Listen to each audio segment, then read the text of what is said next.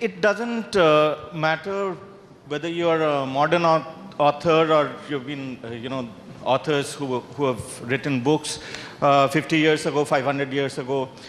The point is, when you are writing at a certain point of time, you either capture that point of time, or you look into the past or the future or the present through the eyes of the time. So a modern Indian author will, his sensibilities or her sensibilities about modern India, about the world and India, whichever time he or she is talking about, will obviously come from the time that he or she exists in.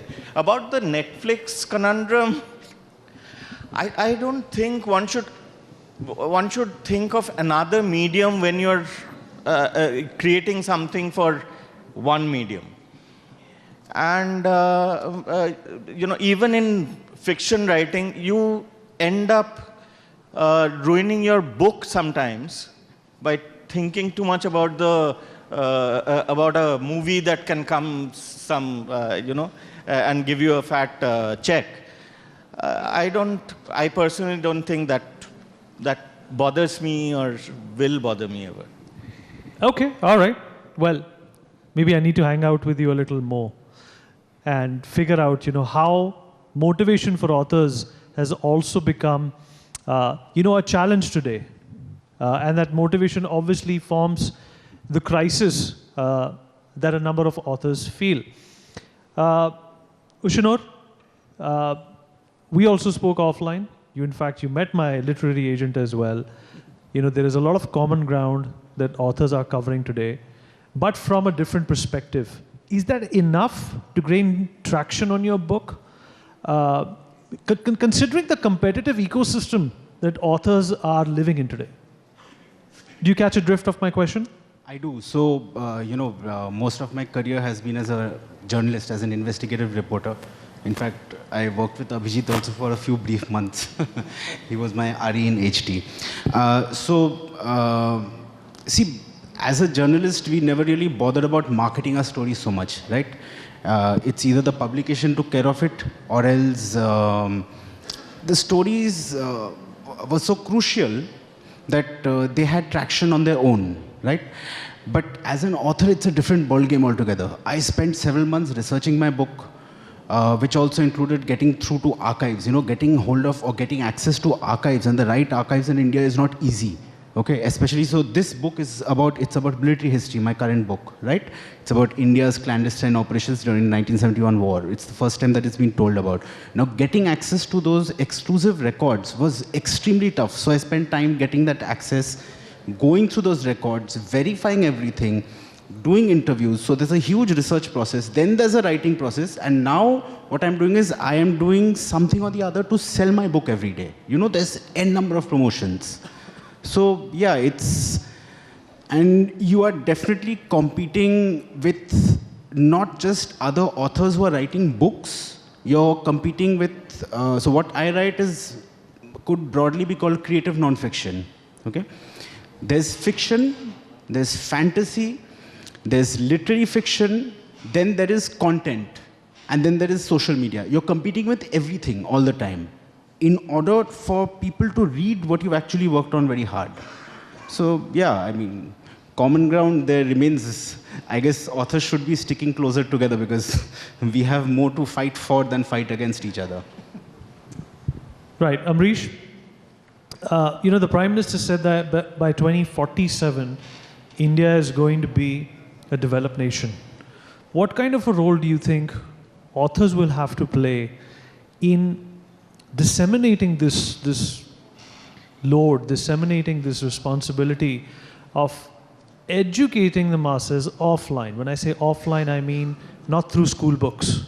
What kind of a role will authors play in achieving that kind? Because being developed by 2047 does not even mean you have good infrastructure or roads. It also means you have a certain level of literary sophistication.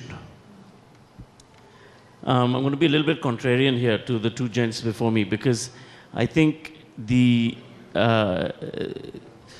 the future is already in front of us in the sense that there's a lot of content being made. Now, we used to think of content as the written word. Now, unfortunately, that has shifted. And whether it's the written word or it's the consumption of the written word by producers as opposed to the final reader, or it's other forms of digital storytelling or digital journalism, I think the place for an author is now in the center of it, where it used to be purely as a symbol of, or as a person who made literature. So therefore, authors and journalists, of course, have to answer your question, I mean, it is the most important role in developing a country to tell its own stories. But perhaps what you're trying to get at, or the thing that's very important, is there's no question that as we grow as an economy, there's going to be more consumption of content, there are going to be more people writing, etc. But are they going to write the truth? Are they going to be transparent? What are they going to write? How are they going to project? And what are the next generations going to read or consume? I think that's what's more critical. Right. Arjun, what do you feel about this? Is this, like Amrish said, that the responsibility for an author is much larger than any of us can anticipate it to be, and the role of the modern Indian author is going to come handy when you talk about India moving in a particular direction?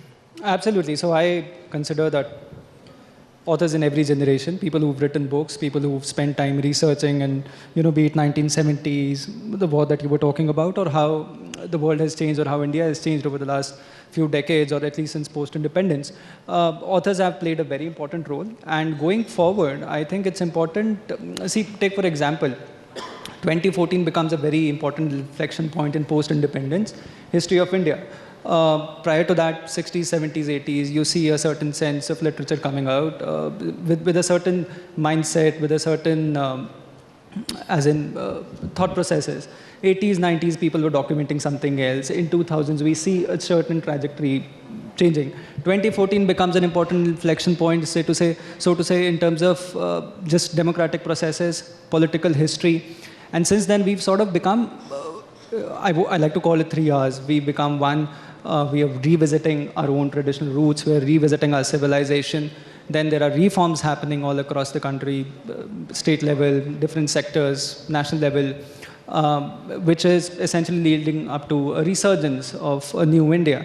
And it's an author's job now to read, assess, research, and document it fairly well.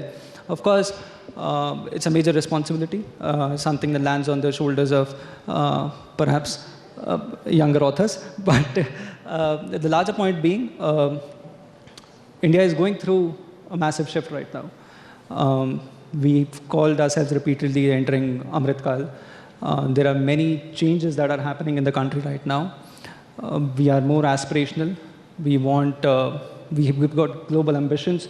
If BBC reporters say something about us, we challenge it and rather argue it pretty well. We've reached moon, the first country to reach the southern pole of the moon. So there are many things that are happening in the country right now, and the onus is on the lot of us to document it pretty well. Abhijit, another thing that comes to my mind is that, Amrish spoke about content and the consumption of content being very, very important for a modern author as well as a, modern Indian in the future as well. But do you think that this in juxtaposition to how technology, AI, is basically making reading less and less imposing and needed, there is going to be a challenge for authors in the future as well to keep on pushing the content to be more competitive? See, newspapers, we say newspapers are dead. It's probably, it's actually true. I mean, the readership of newspapers have fallen, etc. Has the printed word died? No. It has shifted to shifted online. It's, now you don't no longer kill trees to reach your article or your point of view to the reader. You do it through through the mobile phone. So technology will always, technology will keep changing. Newer ways of consuming news and views and content will come. But there are certain things that that are not going to change. Will audio ever die? It will not die. It will change. It has changed. I mean, now we listen to podcasts for hours. So it's just the medium is going to change, but there are,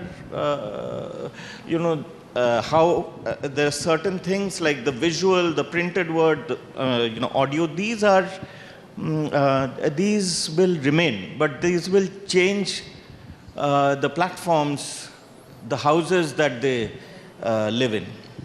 Okay. In fact, All right. Yeah, we just have a couple of minutes left. I'm just going to take a quick response from the three of you because Abhijit has already answered my question to a large extent. Do you think AI is going to be a threat when it comes to consuming content? I don't think so. It's very tough to recreate the kind of Content that you have to read in order to be good at something.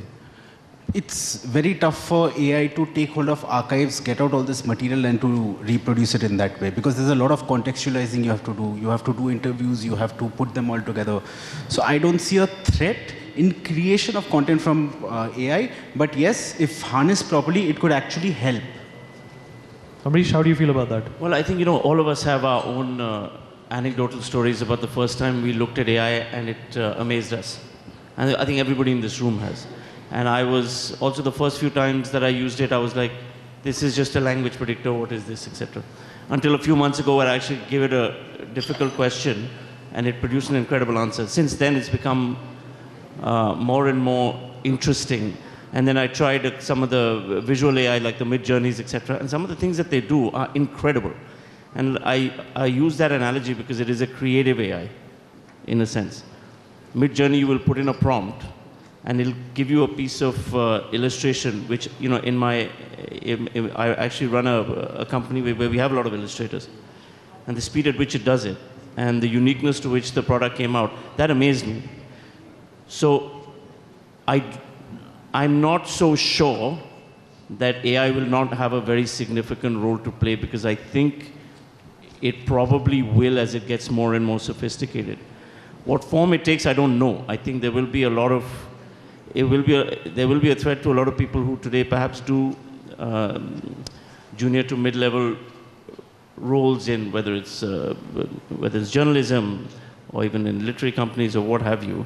But I do think there is a storm coming. I just don't know what form it's going to take.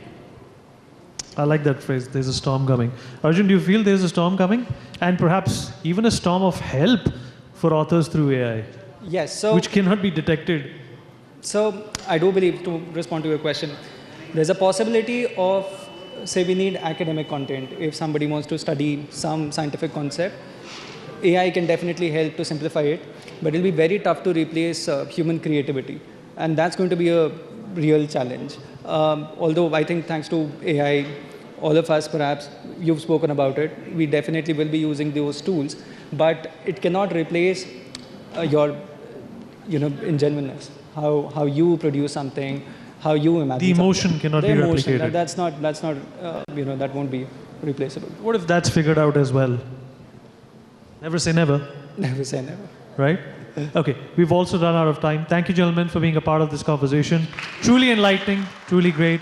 Thank you so much. For more such videos, subscribe to the NewsX YouTube channel, hit the bell icon.